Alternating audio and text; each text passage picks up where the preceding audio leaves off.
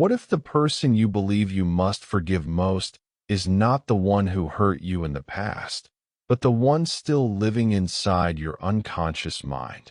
And what if true healing is not about repairing your relationship with your mother as she is now, but with the image of her that still holds power over you?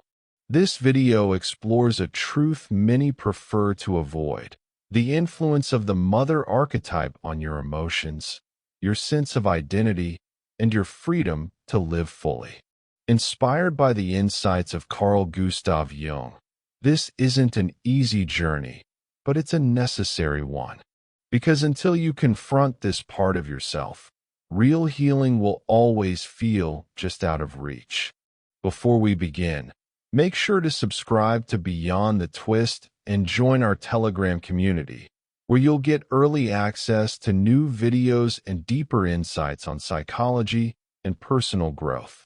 Now let's dive in. Jung used the term mother complex to describe the unconscious patterns we form as children around the figure of the mother. These patterns remain long after we grow up, shaping how we react, what we expect, and how we relate emotionally. This complex is not about blaming her. It's about seeing how the psychic imprint she left behind still echoes inside your inner world. These imprints often influence your reactions in ways that don't make sense logically.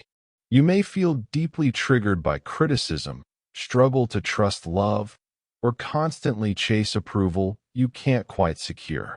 These aren't just flaws. They are signs of an inner script written in your earliest years, when your nervous system was still learning what safety meant. Even if your mother was physically there, the emotional imprint she left could have been confusing or painful. Maybe her love felt conditional. Maybe her expectations were heavier than you could carry. Or maybe her own struggles left little room for yours. These experiences don't only wound. They shape who you believe yourself to be. You're not battling your mother anymore. You're battling the inner voice you inherited from her, the one that still whispers through your fears and habits. Recognizing this is the first act of freedom. But recognition alone isn't enough. We must look deeper at the archetype itself. In Jungian psychology, archetypes aren't people.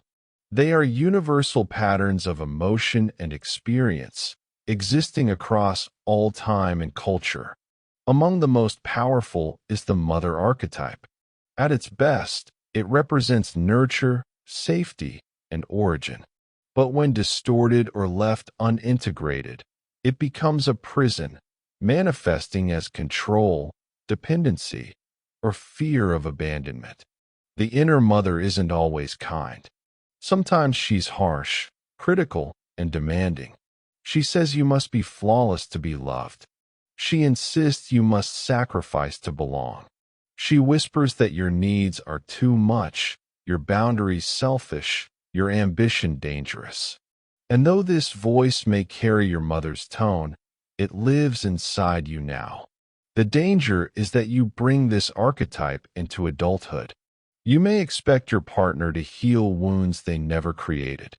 You may unconsciously ask others to save you, to parent you, to fill a void that belongs to your past. And when they cannot, you feel abandoned again. But it's not really them abandoning you.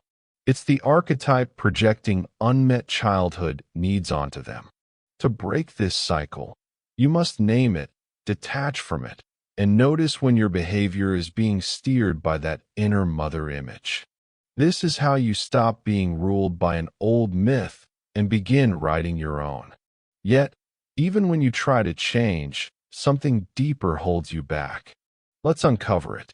Bert Hellinger described something called invisible loyalty, a silent bond to your parents' pain, as if healing beyond them would be betrayal. Deep within, you may carry an unconscious oath to hold your mother's burdens so she wouldn't carry them alone.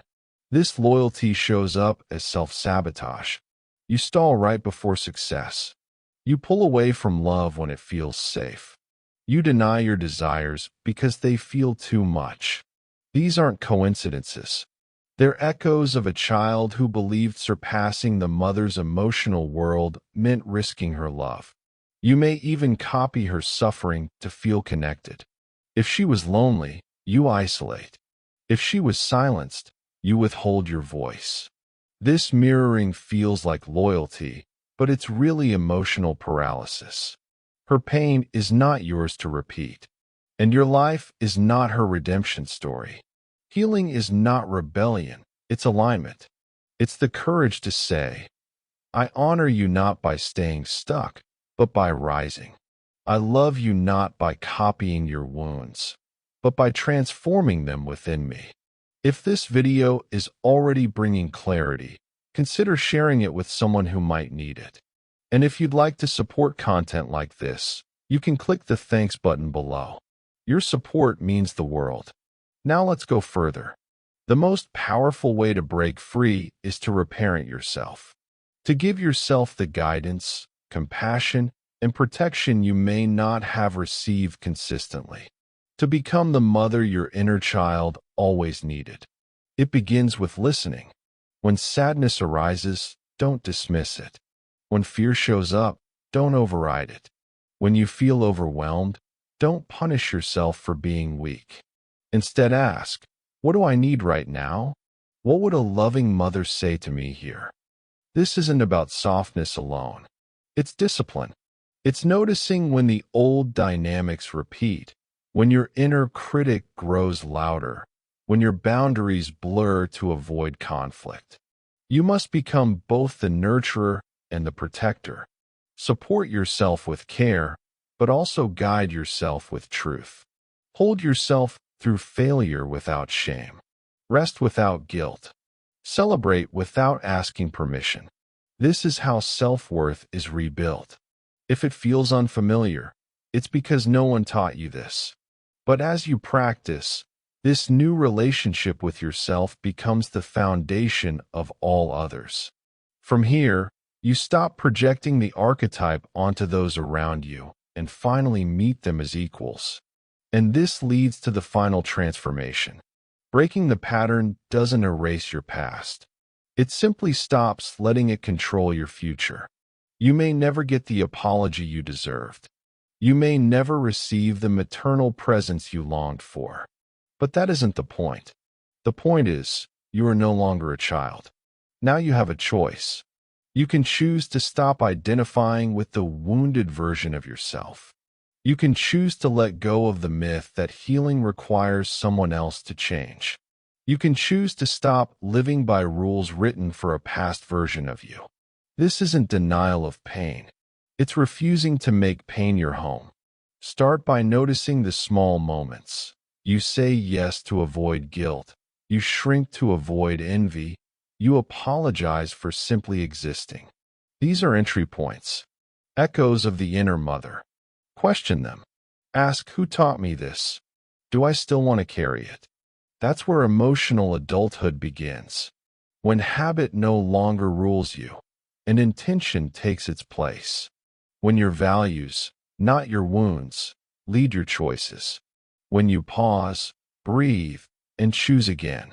This is how patterns end, not in one dramatic moment, but through thousands of small revolutions. And it's not just about ending pain. It's about making room for something new. Joy that doesn't need permission. Worth that doesn't need proof. Love that doesn't cost your dignity. That's what you reclaim when you stop being loyal to what broke you. Let your adult voice speak. Let your clarity outshine inherited shame. Let your boundaries become not a wall, but a home. Because freedom is not the absence of pain, it's the presence of power.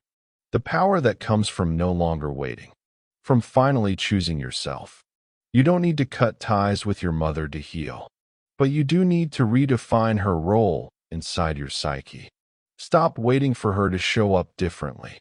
Start showing up differently for yourself. The mother you've been seeking is not outside you. She lives within you. She is you. And the more you integrate her consciously, the less you need her externally. From there, you can love without dependence, without resentment, without distortion. If this video spoke to you, leave a comment below. I am the end of the pattern. And don't forget to subscribe to Beyond the Twist for more deep, honest, and transformative content. Share this with someone who is ready to reclaim their inner life. This is not the ending of your story. This is the beginning of authorship, the moment you take the pen back. You don't need to be perfect. You just need to be present. You are not your wound. You are the one healing it. And that changes everything.